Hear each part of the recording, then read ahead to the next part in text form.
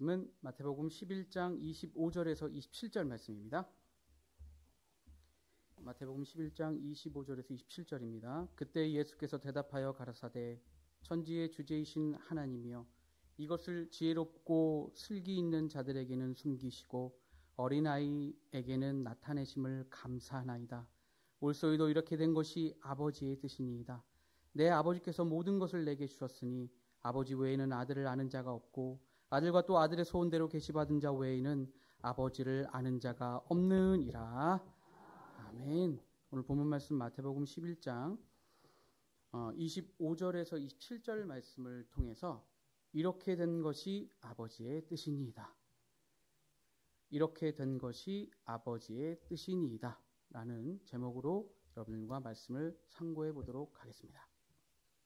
오늘 이 본문 말씀은 예수님께서 하나님께 모든 것을 받은 그 입장에서 하나님의 뜻을 전하였을 때에 어떤 대상자들이 하나님의 말씀을 받고 있느냐라는 것입니다. 예수님을 통해서 하나님을 알 수 있는 것이 우리는 성경 말씀을 통해서 분명히 알고 있지 않습니까?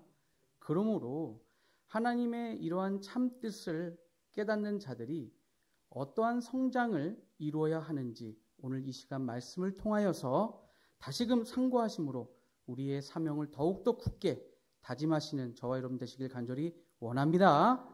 자, 오늘 본문 말씀 마태복음 11장 25절에 보시면은 그때 예수께서 대답하여 가라사대라고 하셨습니다. 이 그때에 어떤 사건이 있었길래 그 사건 이후에 오늘 이 본문 말씀을 통하여서 예수님께서 하나님께 고백하고 계시는가를 우리가 먼저 그때에 어떤 사건이 있었길래 그 말씀을 먼저 알아보도록 하겠습니다. 마태복음 11장 21절에서 24절 말씀을 보시면은 화가 있을진저 고라시나 화가 있을진저 벳세다야 너희에게서 행한 모든 권능을 두로와 시돈에서 행하였더면 저희가 벌써 베옷을 입고 제에 앉아 회개하였으리라. 또 22절입니다. 내가 너희에게 이르노니 심판날에 두로와 시돈이 너희보다 견디기 쉬우리라. 가보나오마 내가 하늘에까지 높아지겠느냐 음부에게까지 낮아지리라. 내게서 행한 모든 권능을 소돔에서 행하였더면 그 성이 오늘날까지 있었으리라. 내가 너희에게 이르노니 심판날에 소돔 땅이 너보다 견디기 쉬우리라 하시니라. 라는 말씀을 우리는 볼 수가 있습니다.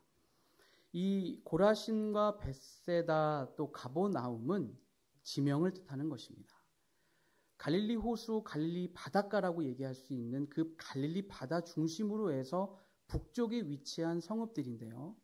이 고라신과 벳세다 또 가버나움에서 예수님의 그 사역이 90% 이상의 사역 활동을 하신 그 지명이기도 합니다. 그런데 이곳에서 얼마나 예수님께서 하나님의 말씀을 살아계신 하나님을 드러내시기 위하여 하나님의 말씀을 외쳤겠습니까? 그러나 그들은 하나님의 말씀을 듣는 자들은 심히 적었다라는 것입니다. 그냥 그것에 대해서 상심하시는 그 정도의 수준이 아니라 두로와 시돈, 오히려 이방 땅에서 그 이방 땅인 두로와 시돈보다도 너희들이 그 심판받을 것이 더 클 것이다 라고 저주하고 있는 것이고요. 가버나움에게는 하늘까지 높아지겠느냐 음부에게까지 낮아지리라고 말씀하심으로써 무엇인가는 하나님의 말씀이 받아들이지 않았고 그들에게는 무엇인가는 그들이 높아질 수 있을 만한 그런 것들이 충만하였다라는 것을 알 수가 있습니다. 이 고라신이라는 곳은 나무가 많은 곳이라는 뜻이고 또 벳세다라는 뜻은 어부의 집이라는 뜻을 가지고 있습니다. 또 너무나도 잘 아시다시피 베드로의 고향이기도 하죠. 또 벳세다의 들판에서는 여러분들이 너무나도 잘 알고 있는 오병이어의 기적 5개의 떡덩어리와 2마리의 물고기로 몇 명이 배불리 먹었죠? 네, 장정반 5,000명. 그리고 여성과 아이들까지 계수한다고 했을 때는 1만 명이 좋게 넘는 그 숫자가 배불리 먹고도 12바구니가 남았다라고 하는 그 기사와 이적을 행하셨던 장소이기도 합니다. 예수님께서 이 땅에 오셔서 기사와 이적을 행하신 그 목적은 무엇입니까? 단지 어떤 병고침, 사람들의 병을 고쳐주기 위해서, 그거보다는 그걸 통해서 하나님께서 살아계심을, 하나님이 존재하고 있다라는 것을 나타내시기 위해서 이 기사와 이적은 하나의 방편이었다라는 거예요. 그런데 사람들은 온통 관심이 무엇에만 있었나요? 기사와 이적, 병고침, 병든 자들, 또 소경된 자들, 안진뱅이, 그런 자들이 병고침을 받기 위해서 또 그런 모습을, 그런 기사와 이적이 행해지는 그 장소를, 예수님이 계신 곳에 궁금해서 달려가는 자들이 대부분이었다라는 거예요. 그리고 나서 오늘 본문 말씀에 그때의 예수님이 이러한 상황들을 아시고 뭐라고 말씀하시냐면, 마태복음 11장 25절에 그때 예수께서 대답하여 가라사대 천지의 주제이신 아버지여, 이것을 지혜롭고 슬기 있는 자들에게는 숨기시고 어린아이에게는 나타내심을 감사하나이다 라고 말씀하고 있다는 거예요. 예수님께서 갈릴리 호수 중심으로, 바다 중심으로 해서 그 고라시나 벳사다야 또 가버나움에서 예수님께서 말씀을 증거해 보시니까 결국에는 그 말씀을 받는 자들이 어떠한 자들이라는 거예요? 어린아이 같은 자들. 실상적인 어린아이들을 가리켜서 말하는 것이 아님을 우리는 너무나도 잘 알 수 있겠죠. 예수님의 그 심정, 예수님의 마음은 어떠하셨겠습니까? 세상에서 지혜롭고 슬기 있는 자들에게는, 그들에게는 하나님의 말씀을 전파해도 그들은 받지 않았다라는 거예요. 그리고 예수님이 정말 예수님을 통해서 하나님의 말씀을 증거하였을 때 그것을 받아들이는 그 마음이 마치 순수하고 순박하고 순진한 어린아이와 같은 자들이 바로 하나님의 말씀을 받았다라고 하는 것을 알 수가 있습니다. 실상의 아이를 가리켜서 말하는 것이 아니라, 하나님의 말씀을 받는 자들의 저 마음은 어린아이 같구나 라고 하여서 예수님이 슬기 있는 자와 지혜로운, 세상에 지혜롭고 슬기 있는 자들에게는 숨기시고 어린아이에게 하나님의 뜻을 나타내 보시는 것이 옳습니다. 이렇게 된 것이 아버지의 뜻입니다 라고 우리 예수님께서 고백하고 있다는 사실입니다. 이것이 2000년 전에 예수님께서 그 지역에 해당되는 자들에게만 말씀하시는 것이 아님을 여러분들은 너무나도 잘 알고 계실 것입니다. 분명히 고라시나 벳사다야 가버나움아 심판날이라고 말씀하고 있어요. 심판날은 마지막 때 되어질 때 이와 같이 예수님의 말씀을 받아들이지 않고 하나님을 알기를 원치 아니하는 자들에게 해당되는 말씀이라는 사실, 그리고 세상의 유명한 자들, 지혜가 충만한 자들에게는 숨기시고 정말로 하나님의 말씀을 사모하고 하나님의 말씀이 옳습니다라고 하는 그 마음의 밭을 가진 그 어린아이들에게 하나님의 그 숨겨진 말씀을 드러내 보이실 것을 말씀하고 있는 줄 믿습니다. 자, 그러한 말씀을 어떻게 드러내 보이실 것이냐. 마태복음 11장 27절 오늘 본문 말씀을 보시면, 내 아버지께서 모든 것을 내게 주셨으니 아버지 외에는 아들을 아는 자가 없고 아들과 또 아들의 소원대로 계시받는 자 외에는 아버지를 아는 자가 없다. 이 계시라고 하는 것은 여러분들이 너무나 잘 알고 있는 것처럼 사람으로서는 알 수 없는 하나님의 뜻을 열개자 보이실자, 마치 열어서 보여준다는 의미지 않습니까? 방문이 닫혀 있으면 그 방문 안에 무엇이 들어있는지 모릅니다. 그러나 방문을 열었을 땐 그 안에 무엇이 있는지를 우리가 확인할 수 있는 것처럼 열어서 보여준다.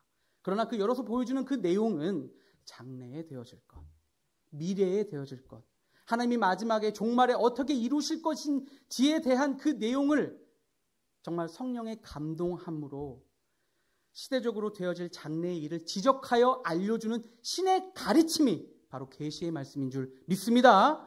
이와 같은 계시의 말씀 또한 장래의 일을 알려줄 수 있는 그러한 성령이 바로 진리의 성령인 줄 믿습니다. 요한복음 16장 13절 말씀을 보시면 그러나 진리의 성령이 오시면 그가 너희를 모든 진리 가운데로 인도하시리니 그가 자의로 말하지 않고 오직 듣는 것을 말하시며 장래일을 너희에게 알려주신다. 앞으로 되어질 그 계시의 미래적인 그 일들을 바로 이 진리의 성령의 역사를 통하여서 우리에게 알려주실 때에 우리는 그 열어서 보여주는 그 하나님의 말씀을 온전히 깨닫고 그러므로 하여 우리는 계시받은 자를 통하여 계시받는 자가 됨으로 말미암아 우리는 하나님을 알 수 있다. 하나님을 알면 누구도 알 수 있다? 예수님도 알게 된다라는 것을 통하여 열어서 보여주는 그 말씀, 진리의 성령의 역사를 통하여 열어서 보여주는 그 계시의 말씀을 온전히 깨달은 자 되어 여러분들도 계시받은 자들이 됨으로 말미암아 많은 사람들을 옳은 대로 인도하는 그러한 빛의 사명을 감당하시는 저 여러분 되시길 간절히 원합니다. 이처럼 우리 예수님께서 고백하셨던 올소이다 이렇게 된 것이 아버지의 뜻이니이다. 하나님의 말씀을 받지 아니하는 저 고라신과 벳세다와 가버나움은 저렇게 심판받을 수밖에 없다라는 사실을 어린아이 같은 자들에게 알려주시고 또한 구원은 어떻게 받는지에 또한 하나님의 정말 숨김없이 정말 하나님이 사랑하는 예수님이 사랑하는 그 어린아이 같은 그 마음을 가진 그 사람들을 봤을 때 얼마나 귀엽고 사랑스럽겠습니까? 다 내어주고 싶겠죠. 그와 같은 마음을 가진 자들, 하나님의 말씀을 사모하는 자들에게 하나님은 숨김없이 다 드러낸다라고 말씀하고 있는 것입니다. 그래서 마태복음 18장 1절에서 4절 말씀해 보시면 그때의 제자들이 예수께 나와 가로되 천국에서는 누가 크니까? 라고 질문을 했을 때 2절에 예수께서 한 어린아이를 불러 저희 가운데 세우시고 가라사대 진실로 너희에게 이르노니 너희가 돌이켜 어린 아이들과 같이 되지 아니하면 결단코 천국에 들어가지 못한다.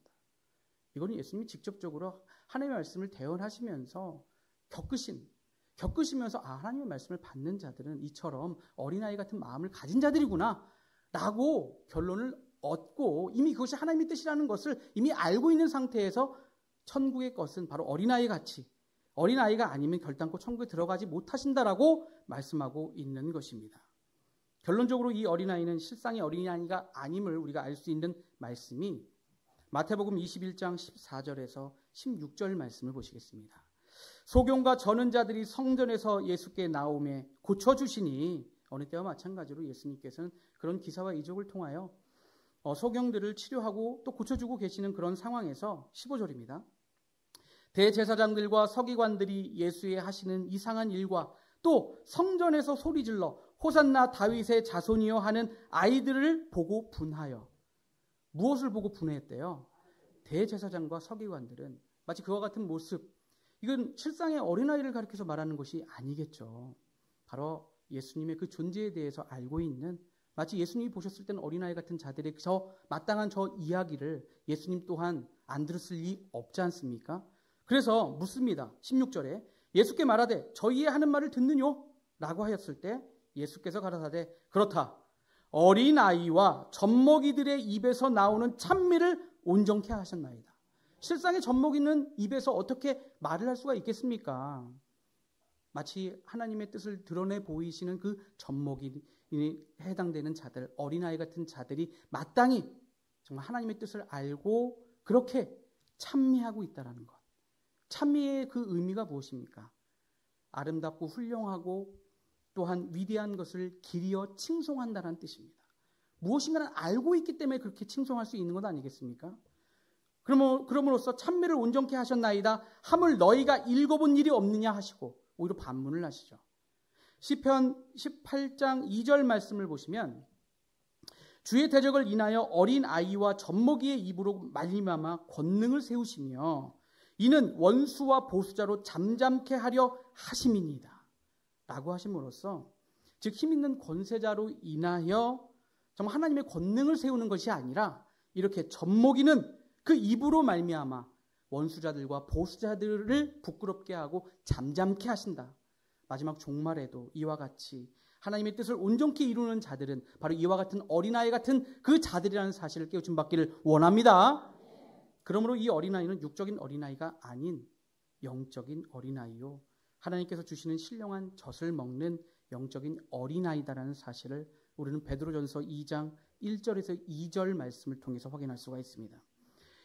그러므로 모든 악독과 모든 쾌율과 외식과 시기와 모든 비방하는 말을 버리고 갓난 아이들 같이 순전하고 신령한 젖을 사모하라.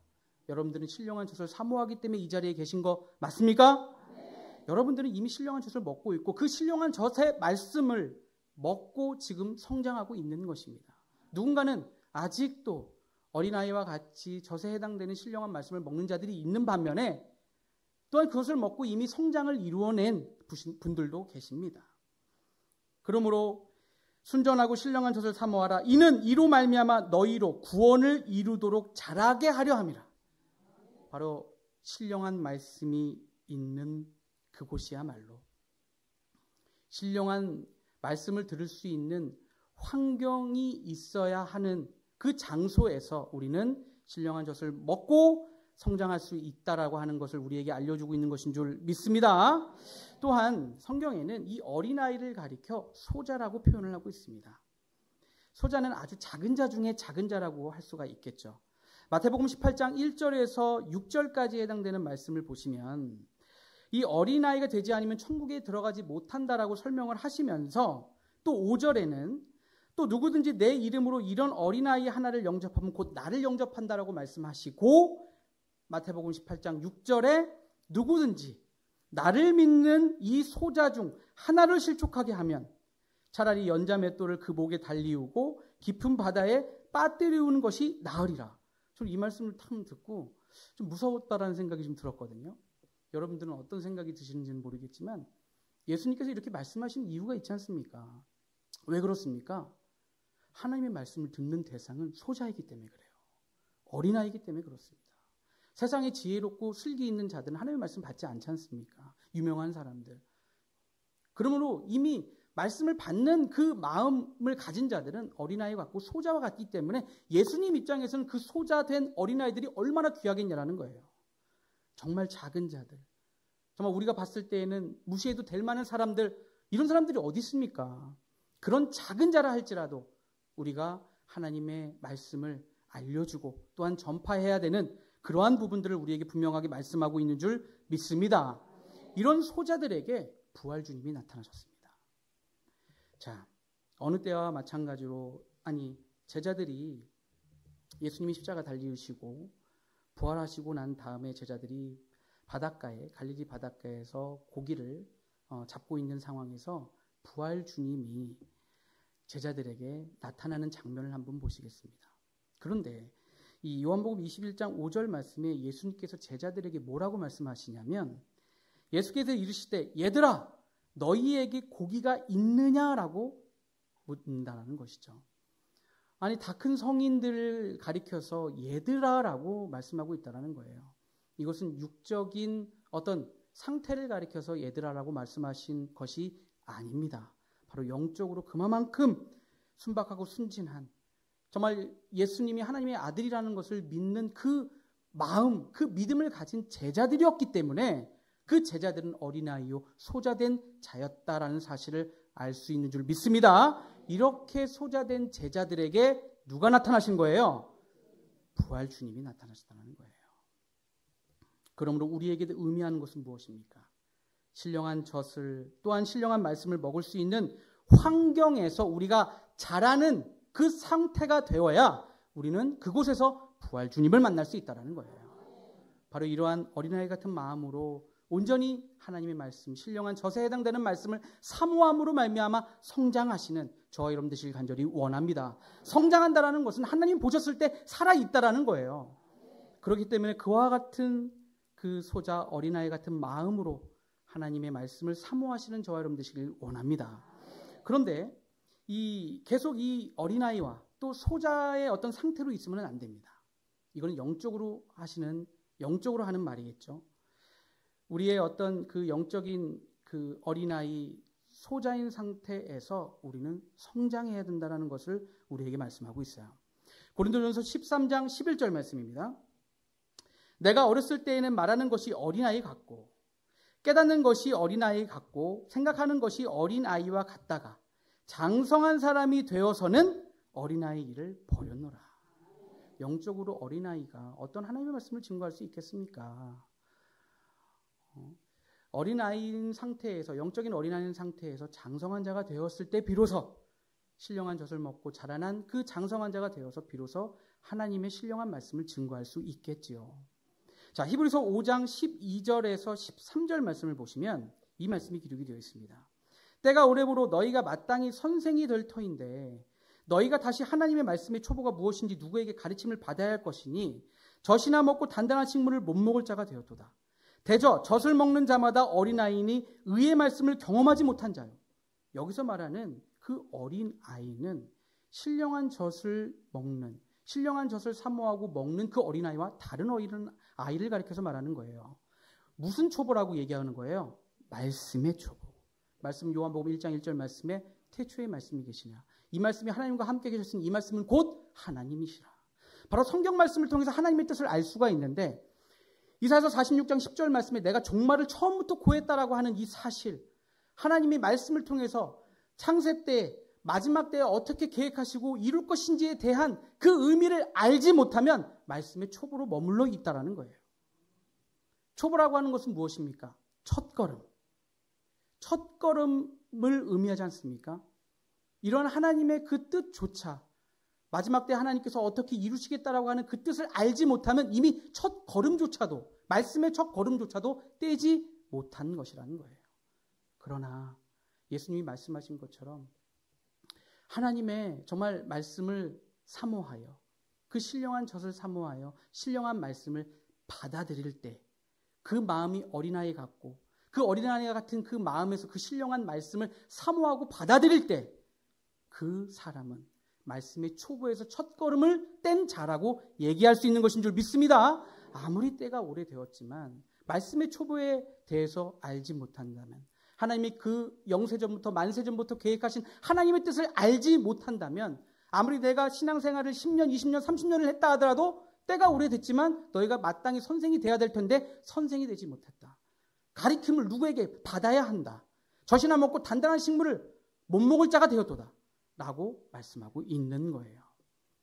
그러므로 우리는 이미 하나님을 알 수 있는 말씀으로 계신 하나님의 그 말씀의 초보가 이미 우리에게는 이미 시작됐고, 그래서 우리는 그 신령한 젖을 사모하고 신령한 젖의 말씀을 먹음으로 말미암아 우리는 성장하고 있는 것인 줄 믿습니다. 이러한 그 길을 접어들지 못하신 분들은 정말 하나님의 말씀의 그 초보에 대해서 사모하는 마음으로 하나님의 말씀을 받아들이기를 원합니다. 그래야 우리 예수님께서 보셨을 때 그 마음이 너무나도 어린아이 같고 사랑스러운 어린아이의 그 눈길을 보내실 수 있다는 거예요. 바로 우리도 그와 같은 눈길로 많은 자들에게 하나님의 말씀을 전파해야 될 줄 믿습니다. 자, 그렇다면 예를 들어 말씀의 초보였다는 사실을 우리가 알 수 있는 말씀으로 우리가 히브리서 5장 12절에서 13절을 확인을 했는데 히브리서 5장 11절부터 한번 보시면은 멜기세덱에 관하여 우리가 할 말이 많으나 너희의 듣는 것이 둔함으로 해석하기 어려우니라 라고 기록이 되어 있거든요. 내가 말씀의 초보에 머물러 있는지 그렇지 않은지를 알 수 있는 것이 멜기세덱에 대해서 오늘날 많은 기독교인은 다루고 있지 않습니다.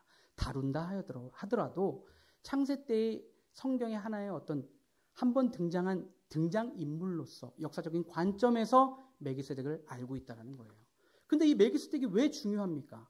잠깐 언급하고 넘어간다면 멜기세덱은 마지막 계시록 때에 하나님의 나라의 제사장으로서의 그 어떤 축복이 예언되어 있습니다. 그러나 이 멜기세덱을 알지 못하면 하나님의 나라를 이루는 제사장이 될 수가 없습니다. 창세기 14장의 멜기세덱의 그 단 한 번의 그 출현을 통하여 히브리 기자는 뭐라고 얘기하고 있냐면 히브리서 7장 1절에서 2절 말씀을 보시면 이 멜기세덱은 살렘 왕이요 지극히 높으신 하나님의 제사장이라. 여러 임금을 쳐 죽이고 돌아오는 아브라함을 만나 복을 빈 자라. 아브라함이 일체 10분의 1을 그에게 나눠주리라. 그 이름을 번역한 즉 첫째 의의 왕이요 또 살렘 왕이니 곧 평강의 왕이요. 창세기 14장 18절에서 20절에 해당되는 그 내용을 통하여 이 멜기세덱이 아브라함에게 떡과 포도주로 축복해 주는 것을 알 수가 있습니다. 그런데 복의 근원된 아브라함에게 누가 감히 하나님을 상징한 그 아브라함에게 축복을 해줄 수 있냐 이 말이죠. 그런데 아브라함은 그 축복을 받았다라는 거예요. 왜 그렇습니까? 이 떡과 포도주는 육신의 떡과 포도주가 아니었기 때문에 그렇습니다. 또 이 멜기세덱은 하나님의 지극히 높으신 제사장이었다라는 거예요. 이 떡과 포도주는 요한복음 6장 48절에 내가 곧 생명의 떡이로라. 또한 우리 예수님께서 말씀하시기를 요한복음 6장 51절에 나는 하늘로서 내려온 산떡이니 사람이 이 떡을 먹으면 영생하리라. 바로 영생할 수 있는 하나님이 살아있는 생명의 떡과 포도주였다라는 거예요. 그런 살아있는 생명의 떡과 포도주를 아브라함에게 축복을 해줬을 때에 아브라함에게 하나님은 어떠한 하나님이 되신 거예요? 산자의 하나님이 되신 거예요. 마태복음 22장 32절 말씀에 나는 아브라함의 하나님이요 이삭의 하나님이요 야곱의 하나님이로라 하신 것을 읽어보지 못하였느냐. 하나님은 죽은 자의 하나님이 아니요 산자의 하나님이라 라고 말씀하시므로 이 아브라함에게는 산자의 하나님이 되었다라는 사실입니다. 그래서 아브라함에게 그 산자의 맥이 떡과 포도주를 통해서 축복해 주므로 아브라함에게 그 이어지는 그 산자의 맥이 어디까지 가게 된 거예요? 42대 손인 예수께까지 가게 된 것입니다. 그래서 예수님께서 말씀하신 그 말씀이 내가 너에게 이른 말이 영이요 생명이라 요한복음 6장 63절에 바로 생명의 떡과 포도주를 줄 수 있는 자가 되었다라는 거예요. 마태복음 1장 1절 말씀에 아브라함과 다윗의 자손 예수 그리스도의 세계라 라고 함으로써 42대 손 아브라함의 42대 손인 예수님께서 그와 같이 떡과 포도주를 주면서 예수님 당시에 예수님은 제사장 역할을 하셨죠. 근데 예수님 그 당시에는 레위 지파를 통해서 정말 제사 직분을 감당할 수 있었지 않습니까? 오늘날 따지면 마치 의사 면허가 없는데 의료 행위를 한 거와 마찬가지인 거예요. 그러면 분명히 제사 직분은 레위 지파를 통해서 육체에 상관된 계명의 법, 십계명의 그 법 안에서 그 테두리 안에서 백성들의 죄를 위한 그 제사장의 역할을 할 수 있는 것은 바로 레위 지파에서만 가능하셨다는 거지 않습니까? 그런데 우리 예수님은 주께서 히브리서 7장 14절 말씀에 유다로 쫓아나신 것이 그 분명히 그렇게 기록이 되어 있지 않습니까? 그런데 예수님이 그들이 봤을 때 그들의 눈에는 어떻게 보였겠습니까? 불법을 행하는 자. 제사장도 아닌 저자가 제사장 역할을 하고 있으니까 얼마나 불법한 자로 보였겠냐라는 거예요. 그러나 예수님은 불법을 행한 자입니까? 예수님은 이미 창세기에 아브라함에게 멜기세덱의 그 아브라함에게 떡과 포도주를 축복해 줬던 것처럼 그 산자의 맥이 예수님에게 이어져와 예수님은 정말 육체에 상관된 계명의 법에 의한 그 백성들의 죄를 위한 제사장이 아니라 바로 멜기세덱의 반차를 쫓으신 분이라는 사실을 깨우침 받기를 원합니다. 이러한 사실을 알지 못하면은 말씀의 초보에 있는 거예요. 히브리서 6장 20절입니다. 그리로 앞서가신 예수께서 멜기세덱의 반차를 쫓아 영원히 대제사장이 되어 우리를 위하여 들어가셨느니라. 앞서가셨다라는 건 뭐예요? 우리도 그 멜기세덱의 반차를 쫓아야 된다라고 말씀하고 있는 거예요. 바로 우리를 위하여 멜기세덱의 반차를 쫓으신 줄 믿습니다. 그러므로 히브리서 7장 14절에서 17절 말씀해 보시면 우리 주께서 유다로 쫓아나신 것이 분명하도다. 이 지파에는 모세가 제사장들에 관하여 말한 것이 하나도 없고 멜기세덱과 같은 별다른 한 제사장. 별다른이라고 하는 것은 특별히 다르다라는 의미예요. 별다른 한 제사장이 일어난 것을 보니 더욱 분명하도다. 그는 육체에 상관된 계명의 법을 쫓지 아니하고 오직 무궁한 생명의 능력을 쫓아댄 것이니 증거하기를 내가 영원히 멜기세덱의 반차를 쫓는 제사장이라 하였도다 라고 하심으로써 이처럼 예수님은 이 멜기세덱의 반차를 쫓으심으로 말미암아 결국에는 우리 또한 이 멜기세덱을 쫓으라고 요구하고 있다는 거예요. 그래서 계시록 1장 5절 말씀에 보면 죄에서 해방받는 자들이 예수님께서 하나님께 그 제사장으로서 드려지게 된다라고 하는 것을 분명하게 기록하고 있다라는 거예요. 죄에서 해방받은 자들이요. 계시록 5장 9절에 예수의 피로 산 자들. 그러한 자들이 하나님의 나라를 이루는 하나님 나라의 제사장, 바로 멜기세덱의 반차를 쫓는 자들이 하나님의 나라의 제사장이 될 수 있음을 마지막 때 계시록 때에 예언되고 있다라는 사실을 깨우침 받기를 원합니다. 그러므로 이 멜기세덱에 대해서 이런 멜기세덱의조차 이 뜻에 대해서 알지 못한다면 말씀의 초보에 머무는 자가 될 수밖에 없다는 사실을 우리에게 분명하게 말씀하고 있는 것인 줄 믿습니다. 자, 히브리서 7장 3절 말씀에 이 멜기세덱은 어떠한 자인지만 더 확인을 해보고 넘어가도록 하겠습니다. 히브리서 7장 3절입니다. 아비도 없고 어미도 없고 족보도 없고, 이 멜기세덱이라는 자가 어떻대요? 아비도 없고 어미도 없고 족보도 없대요. 또 시작한 날도 없고 생명의 끝도 없어 하나님의 아들과 방불하여 항상 제사장으로 있느니라. 이 의미를 우리가 알아야 되는 것은 멜기세덱은 어떠한 자라고 했죠? 지극히 높으신 하나님의 제사장이라고 했어요. 근데 아비도 없고 어미도 없다, 족보도 없다라는 건 뭐예요? 혈대 육대가 없다라는 얘기예요. 실상적으로 자기를 낳아준 그 부모가 없다라는 그 의미를 가진 것이 아니라 혈대 육대로 매이지 아니하고 오로지 하나님의 일을 하는 데에 있어서 그 모든 상황들을 초월한 존재라고 얘기하고 있는 거예요. 우리가 멜기세덱의 반차를 쫓는 자들이라고 한다면 우리도 이와 같이 세상을 초월한 존재가 돼야 된다라고 이 멜기세덱의 그 완벽한 하나님의 제사장이라고 하는 그 모습을 우리에게 보여주고 있는 거예요. 우리는 이 말씀을 가졌다고 한다면, 신령한 젖을 사모하여 신령한 말씀을 받았다라고 한다면 모든 육신의 것과 혈대 육대를 통해서 우리가 발목을 잡혀서는 안 된다라는 거예요. 모든 상황들을 우리는 이기고 또한 초월해야 된다는 사실을 멜기세덱의 반차를 쫓는 우리 예수님의 모습을 통해서도 우리가 알 수가 있는 것입니다.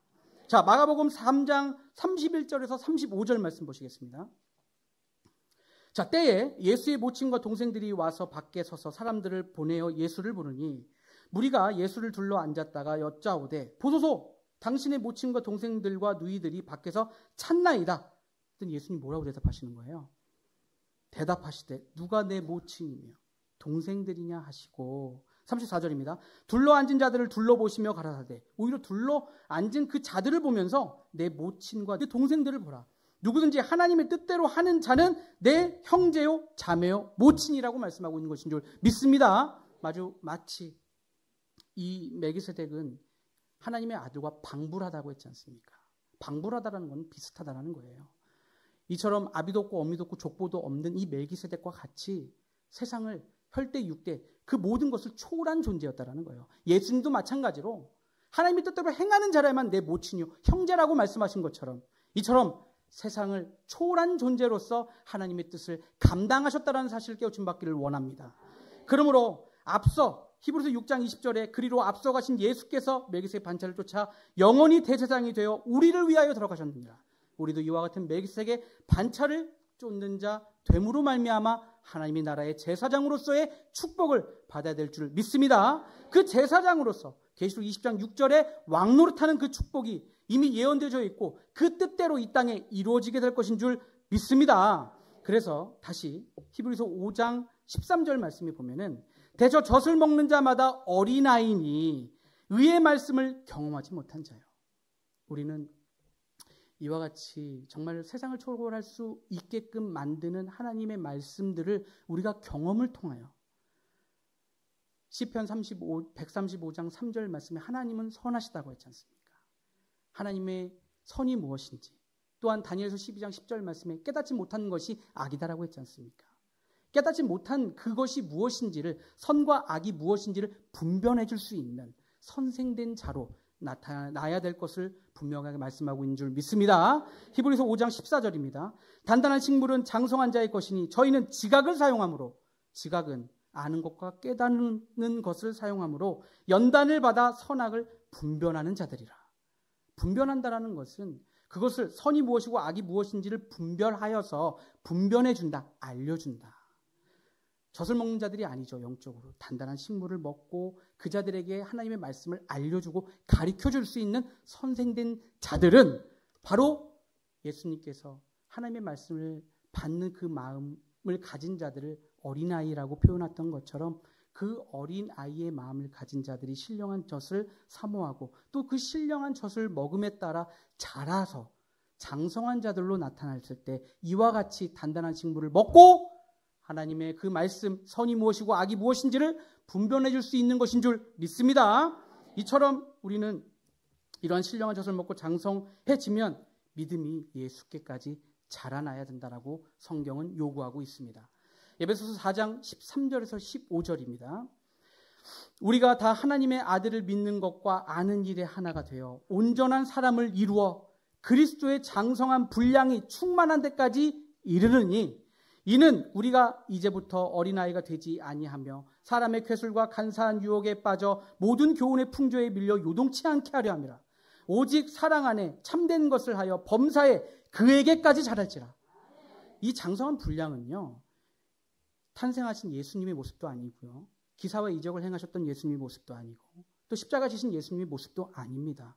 부활하셔서 승천하여 보좌 우편에 계시는 예수 그리스도의 그 장성한 분량까지 자라라고 분명히 우리에게 요구하고 있다는 사실입니다. 그러므로 그렇게 장성하였을 때 우리는 보좌로 나아갈 수 있는 거예요. 얼마나 큰 축복입니까?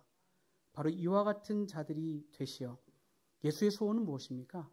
히브리서 10장 13절 말씀을 통해서 12절 13절 말씀을 통해서 원수막이 발승상될 때까지 기다리신다고 했습니다. 왜 기다리시는 건가요? 예수님 재림하시기 위해서. 우리는 그러면 마다리 되신 예수님을 맞이하기 위해서는 우리 또한 아들이 되어야 하지 않습니까? 어린아이에서 우리 어린아이의 그 시작이 있었습니다. 아들로서 장성하여서 정말 하나님과 예수님의 그 소원을 들어드리는, 정말 이 장소에 어린아이 같은 마음을 가지고 정말 하나님의 말씀을 처음에 받았을 때 여러분들 얼마나 기쁘셨습니까? 그 감동이 이루 말할 수 없으실 것입니다. 그런 감동을 다시금 여러분들 마음을 일으키셔서 정말 다시금 힘을 내어주셔서 정말 우리에게 지금 주어지는 그 사명, 정말 계시 받은 그 자들로서 진리의 성령의 역사 가운데에 온전히 그 사명을 감당하시는 저와 여러분들 되시기를 간절히 바라면서 오늘 말씀 마치겠습니다.